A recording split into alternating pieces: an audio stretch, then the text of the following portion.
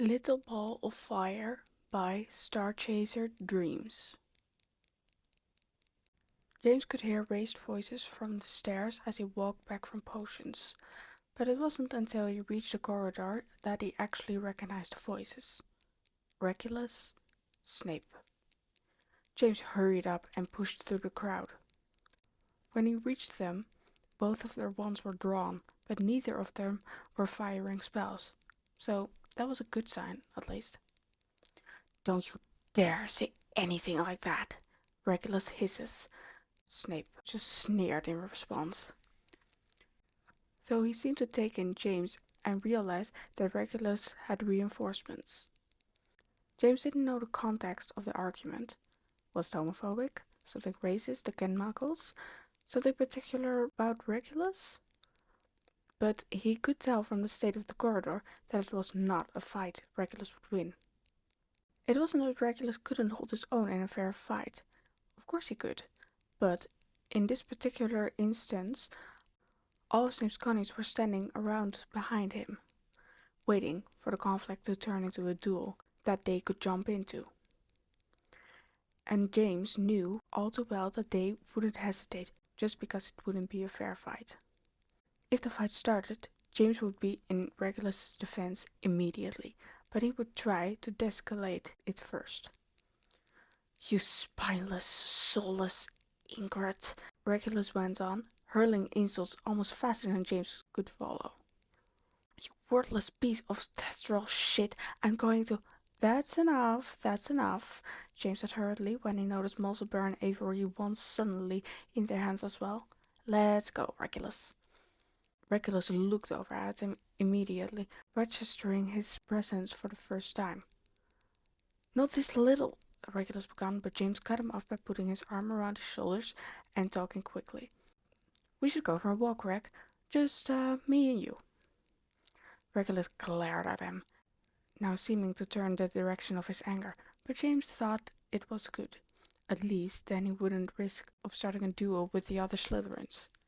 James was still sneering. "James," he said sharply, "I can hold my own in a fight. I don't need you to." James shook his head, unable to communicate silently that the Slytherins wouldn't fight fair. "Alrighty," he said instead, trying to sound casual. "Let's go, Reg." He tried to use the arm he had around Regulus to casually turn him away from the crowd.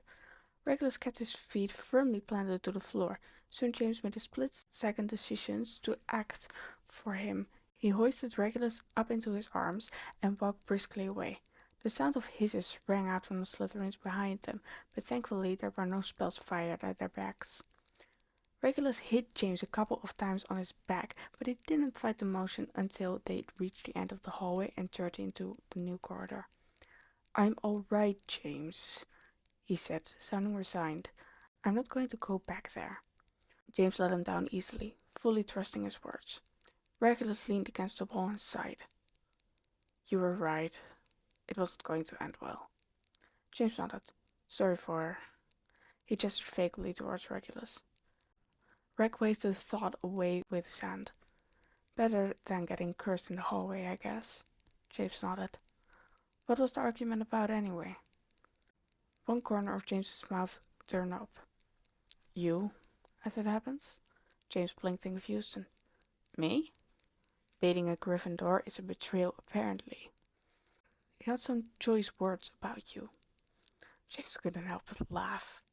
They both turned and walked away further from the dungeons, James slinging his arm around Regulus's shoulders again, but more casually this time.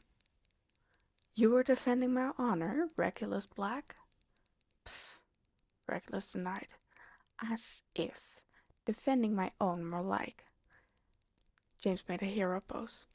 "I must go back there and avenge your honor and defend my right to court you." Regulus just hit him in the arm lightly. "No, you will not," he said. "Let's go."